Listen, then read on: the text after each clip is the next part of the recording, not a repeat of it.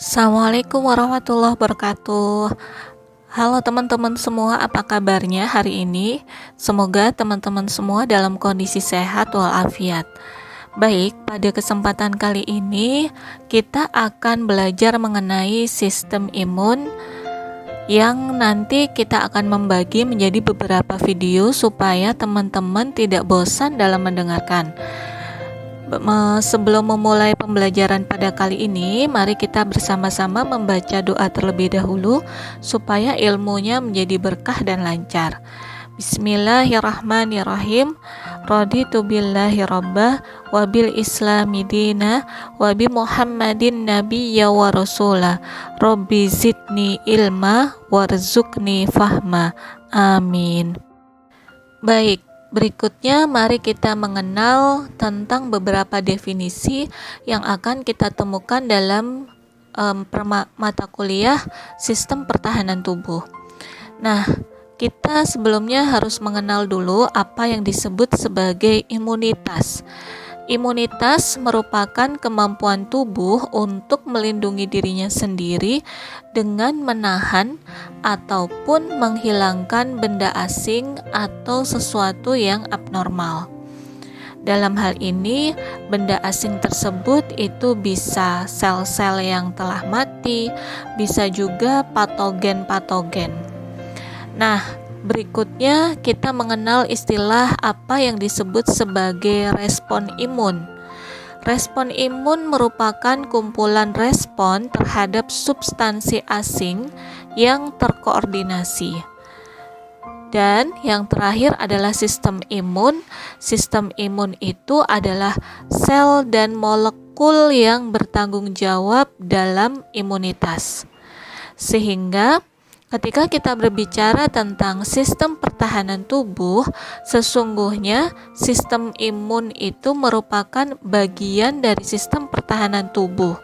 Karena yang dianggap sebagai sistem imun itu hanyalah sel dan molekul, sedangkan pertahanan tubuh itu tidak hanya sekedar sel dan molekul, tetapi juga ada barrier permukaan tubuh yang nanti akan kita pelajari di slide-slide berikutnya. Kemudian kita akan mengenal lagi apa yang disebut sebagai imunologi. Kalau kita berbicara tentang sesuatu hal yang diakhiri dengan kata logos atau logi, artinya itu adalah ilmu. Sehingga imunologi adalah ilmu yang mempelajari antigen, antibodi, dan fungsi pertahanan tubuh serta host yang diperantarai oleh sel, terutama yang berhubungan dengan imunitas terhadap penyakit, reaksi biologis hipersensitivitas, alergi, dan penolakan benda asing. Pendeknya, imunologi itu adalah ilmu yang mempelajari mengenai sistem pertahanan tubuh.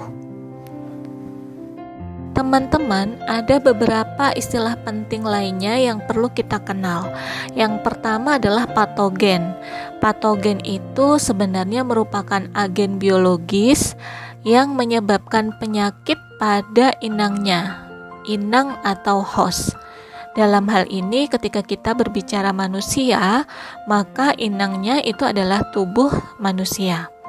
Nah, patogen itu bisa bakteri, bisa virus, bisa parasit, dan bisa jamur.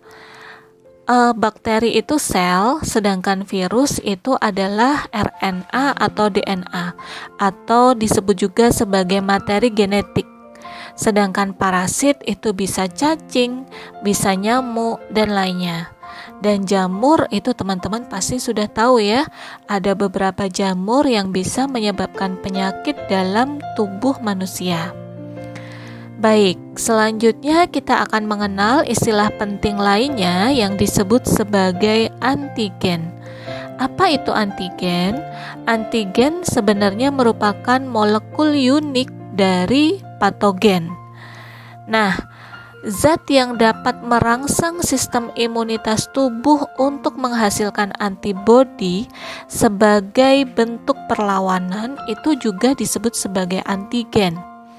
Sehingga antigen itu sebenarnya ada dua. Antigen yang berasal dari sel tubuh kita sendiri yang disebut sebagai antigen diri, dan antigen asing, yaitu antigen yang berasal dari patogen. Pada prinsipnya, antigen ini mampu merangsang sistem imunitas tubuh kita untuk menghasilkan antibodi supaya tubuh kita bisa melawan dari patogen-patogen tersebut. Baik, selanjutnya teman-teman kita akan mengenal apa itu antibodi. Antibodi itu sebenarnya merupakan molekul protein, teman-teman, yang mana ukurannya cukup besar dan berbentuk huruf Y. Digunakan oleh sistem imun untuk mengidentifikasi dan sekaligus menetralkan benda asing seperti bakteri dan virus, yang mana bakteri dan virus itu masuk dari golongan patogen. Nah, sekarang teman-teman sudah tahu kan perbedaan antara definisi-definisi tadi? Teman-teman, kita sekarang akan mengenal apa yang termasuk dari fungsi sistem imun. Atau apa sih fungsi sistem pertahanan tubuh itu? Yang pertama adalah merupakan penangkal benda asing. Dalam hal ini patogen, yaitu bakteri, parasit, jamur, dan virus yang masuk ke dalam tubuh. Yang kedua, berfungsi untuk menghilangkan jaringan atau sel yang mati ataupun rusak. Sel yang mati ataupun rusak itu disebut sebagai debris sel, yang mana sel mati atau rusak itu biasanya digunakan untuk perbaikan jaringan. Dan banyak banget sel yang mati dalam tubuh kita. Contohnya saja, misalkan sel darah merah kita itu hanya berumur sekitar 120 hari. Setelah itu dia mati dan akan berganti dengan sel yang baru.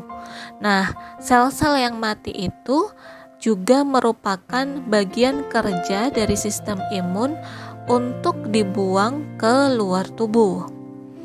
Kemudian yang ketiga, berfungsi untuk menjaga keseimbangan fungsi tubuh, terutama menjaga keseimbangan komponen tubuh yang telah tua. Dalam hal ini, dia berperan sebagai homeostasis. Nah, terakhir, fungsi dari sistem pertahanan tubuh itu sebagai pendeteksi adanya sel-sel abnormal yang termutasi ataupun ganas yang kemudian kita kenal dengan sel kanker dan berfungsi untuk menghancurkannya. Selanjutnya, kita akan mengenal organ pada sistem imun. Organ pada sistem imun ini berfungsi untuk memproduksi, menyimpan, atau memproses limfosit. Nah, sistem imun ini memiliki dua organ utama, yaitu organ limfatik primer dan organ limfatik sekunder. Organ limfatik primer itu adalah organ limfatik yang berfungsi untuk menghasilkan sel limfosit B dan sel limfosit T. Nah, organ limfatik primer ini terdiri dari sumsum tulang belakang serta kelenjar timus. Nah, teman-teman bisa lihat di gambar sebelah kanan ya, di manakah letak sumsum tulang belakang dan di manakah letak kelenjar timus. Sedangkan organ limfatik sekunder adalah organ limfatik yang berfungsi untuk memproduksi sel-sel imun, sistem imun yang bukan termasuk kategori limfosit B dan limfosit T. Nah, organ limfatik sekunder ini terdiri dari limpa atau spleen, kemudian ada nodus limfe, kemudian ada tonsil, dan ada malt. Malt itu adalah mucus associated lymphoid tissue. di mana malt ini nanti ada beberapa macam. Slide ini berfungsi untuk melengkapi penjelasan dari slide sebelumnya, di mana organ limfoid primer itu berfungsi untuk diferensiasi, proliferasi, serta pematangan sel B dan sel T. Sedangkan untuk organ limfoid sekunder itu berfungsi untuk diferensiasi, proliferasi, serta mempresentasikan antigen. Nah, tadi kan untuk organ limfoid sekunder salah satunya adalah malt. Malt itu definisinya adalah mukosa associated lymphoid tissue, yang mana malt itu terdiri dari galt, balt, nalt, lalt, and salt. Nah, untuk kepanjangannya teman-teman bisa membaca di slide ini. Berdasarkan macamnya, sistem imun itu terbagi menjadi dua, yaitu sistem imun non-spesifik atau sistem imun alami, yang kemudian kita kenal dengan innate immune system. Dan yang kedua adalah sistem imun spesifik atau sistem imun adaptif atau sistem imun yang didapat, yang kemudian kita kenal dengan specific immune system. Nah, mari kita lihat pengkategorian dari masing-masing sistem imun ini. Sistem imun non-spesifik itu terbagi menjadi dua, yaitu sistem pertahanan pertama dan sistem pertahanan tingkat kedua, di mana sistem pertahanan tingkat pertama itu merupakan barrier permukaan tubuh. Sedangkan untuk sistem tingkat pertahanan yang kedua itu terdiri dari humoral dan seluler. Nah, nanti detailnya akan kita lihat di slide berikutnya. Adapun untuk sistem imun spesifik atau adaptif itu terdiri dari sistem imun humoral dan seluler, yang mana untuk sistem imun spesifik ini merupakan tingkat pertahanan yang ketiga. Nah, teman-teman tadi kan terbahas ya terkait dengan humoral dan seluler. Apa sih humoral dan seluler itu? Oke, humoral itu berasal dari kata humor yang dalam bahasa Latin itu bermakna cairan. Sehingga sistem imun humoral itu berarti bentuknya adalah zat cair. Nah, sistem imun humoral itu merupakan protein terlarut yang dapat melarutkan, memobilisasi, menetralkan, atau mematikan agen berbahaya. Sedangkan sistem imun seluler itu berupa zat padat, yaitu sel-sel yang dapat membunuh atau mencerna agen penginfeksi atau patogen, atau sel yang terinfeksi, ataupun sel yang mengalami perubahan menjadi ganas, misalkan sel kanker, seperti itu.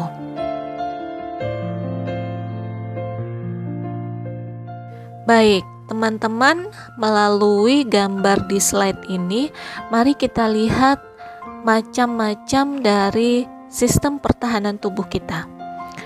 Sistem pertahanan tubuh yang pertama, tingkat pertama, itu adalah anatomical and physiological barrier atau sistem pertahanan eksternal, yang mana itu terletak di luar dari tubuh kita. Contohnya adalah kulit, kemudian silia-silia pada paru-paru yang mengakibatkan kita bisa bersin apabila terdapat debu yang masuk ke dalam paru-paru kita. Kemudian ada juga sekresi dari asam lambung, sekresi keringat, dan lain sebagainya yang memiliki pH yang rendah. Kemudian juga ada lisosim pada air mata dan pada saliva atau air liur.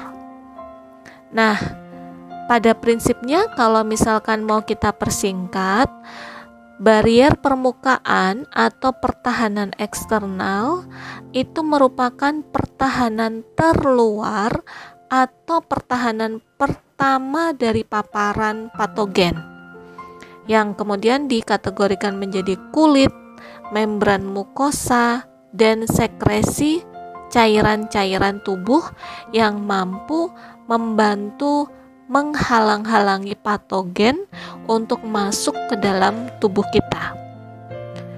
Nah, berikutnya kita lihat pada gambar di slide 10 menunjukkan bahwa itu merupakan tingkat pertahanan imun kedua yang juga masuk dari kategori innate immune system atau imunitas bawaan. Mengapa disebut sebagai imunitas bawaan ataupun imunitas alami ataupun imunitas innate immune system? Hal ini disebabkan karena sistem imun ini mampu merespon patogen dengan cepat dan aktif setelah terjadinya infeksi yang disebabkan oleh patogen. Nah, kenapa dia disebut sebagai sistem imun non-spesifik? Karena tidak ditunjuk untuk melawan antigen tertentu, tetapi dapat memberikan respon langsung terhadap berbagai antigen. Jadi dia nggak spesifik gitu. Nah, kita lihat ya bahwa sistem imun yang tingkat kedua ini terdiri dari seluler dan humoral. Nah, seluler sendiri terdiri dari sel-sel fagositik seperti limfosit, makrofag, dan lainnya. Kemudian dia juga ada NK sel, dia juga ada mast cell, ada juga dendritic cell, dan lain-lain, serta ada sistem imun humoral yang masuk dari sistem imun tingkat kedua, di mana sistem imun tingkat 1 dan tingkat 2 itu masuk di innate immune system. Nah, teman-teman masih ingat kan, kalau kita berbicara humoral, berarti persepsi kita adalah protein dalam bentuk zat cair. Nah, sistem imun tingkat 2 yang humoral itu terdiri dari antimikroba, kemudian ada interferon, ada komplement, dan lainnya, yang mana interferon ini masuk dari kategori sitokain atau sitokin. Baik, teman-teman, berikutnya kita lihat di gambar yang sebelah kanan, itu adalah tingkat pertahanan yang ketiga. Nah, tingkat pertahanan ketiga atau disebut sebagai imunitas adaptif atau sistem imun spesifik merupakan mekanisme pertahanan tubuh berupa perlawanan tubuh terhadap antigen tertentu. Kenapa kemudian kita kenal sebagai spesifik? Karena dia mampu mengenali dan mengingat antigen yang pernah menyerang dirinya, sehingga jika antigen yang sama itu masuk ke dalam tubuh untuk kedua kalinya, maka antigen itu akan dihancurkan lebih cepat tanpa ada proses pengenalan lagi. Gitu. Jadi reaksinya akan menjadi lebih cepat karena sudah kenalan dulu. Seperti itu, teman-teman. Tingkat pertahanan imun yang ketiga itu terdiri dari sistem pertahanan humoral dan seluler. Nah, selulernya itu yaitu terdiri dari sel limfosit T dan sel limfosit B.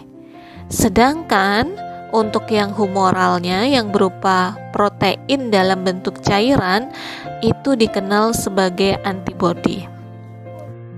Teman-teman, kita lihat sesuai dengan gambar segitiga, itu berarti menunjukkan bahwa tingkat yang pertama itu jumlahnya paling banyak, yaitu ada kulit, ada membran mukosa, ada enzim-enzim, ada flora normal, kemudian ada protein-protein komplement, dan lainnya silia, dan lain-lain. Sedangkan untuk pertahanan imun tingkat 2 itu ada leukosit, ada makrofag, ada NK cell atau natural killer cell, dan lainnya, yang mana dia itu kalau dicatur itu adalah pion yang nanti akan paling banyak mati karena dia yang akan berperang setelah si patogen itu berhasil menembus barrier permukaan kulit, yang mana barrier permukaan tubuh itu merupakan sistem pertahanan yang pertama. Nah, sedangkan kalau sistem pertahanan imun yang tingkat 3, sel limfosit T dan limfosit B, itu ibaratnya adalah pasukan khususnya. Jadi kalau dicatur itu dia adalah kuda gitu ya. Jadi dia itu merupakan orang-orang yang tokoh-tokoh yang penting, yang dia punya keahlian-keahlian tertentu dan akan bekerja secara spesifik terhadap musuh-musuh tertentu. Respon sistem imun itu ada beberapa tahapannya.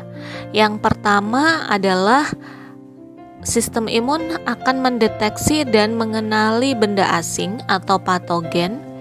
Kemudian setelah itu sistem imun akan berkomunikasi dengan sel lain yang termasuk dari sistem imun untuk berespon terhadap patogen tersebut. Dan yang ketiga itu akan terjadi rekrutmen bala bantuan gitu dan koordinasi untuk menghasilkan respon yang tepat. Kemudian yang keempat adalah destruksi atau adanya supresi, penghancuran dari penginvasinya, yaitu sistem imun itu berusaha untuk menghancurkan patogen tersebut. Perbedaan utama dari respon imun spesifik atau yang didapat dengan respon imun non-spesifik atau alami, yaitu respon imun non-spesifik itu adalah memiliki reaksi sama terhadap semua agen infeksi. Dan dia tidak memiliki memori apapun terhadap patogen tersebut. Sedangkan sebaliknya, respon imun yang spesifik, dia memiliki reaksi yang berbeda untuk setiap antigen-antigen yang masuk. Oleh karenanya itu disebut sebagai spesifik atau tertentu. Serta dia memiliki memori terhadap patogen yang pernah masuk ke dalam tubuhnya.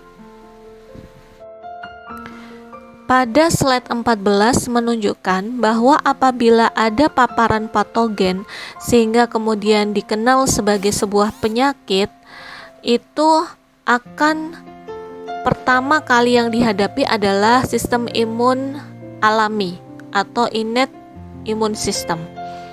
Apabila sistem imun alami ini gagal untuk menghadapi patogen itu, maka akan dilanjutkan ke sistem imun adaptif.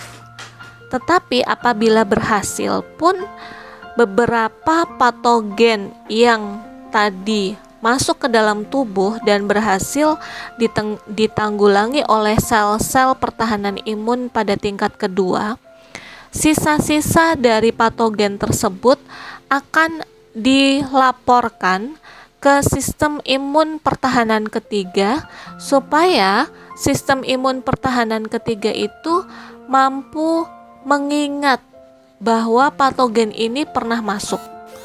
Jadi sistem imun pertahanan ketiga itu meskipun nih ya, sistem imun pertahanan kedua itu berhasil menanggulangi, sistem imun pertahanan ketiga tetap mendapat laporan mengenai patogen tersebut.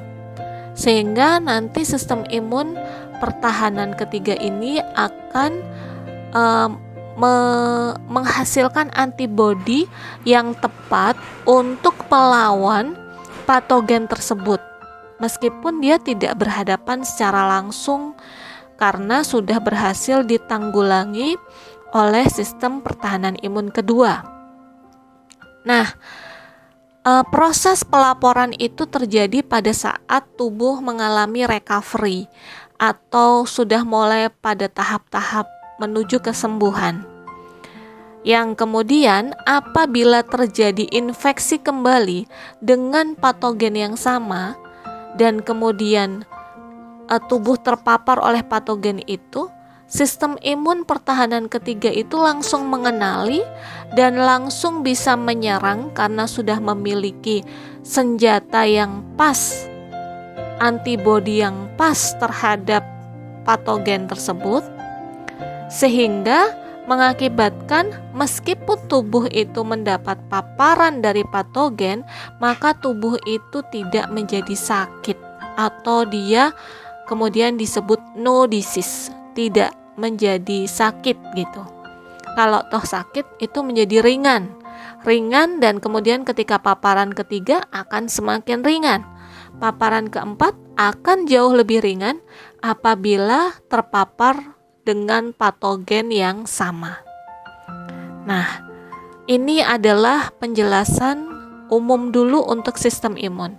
Kita lanjutkan ke video bagian kedua.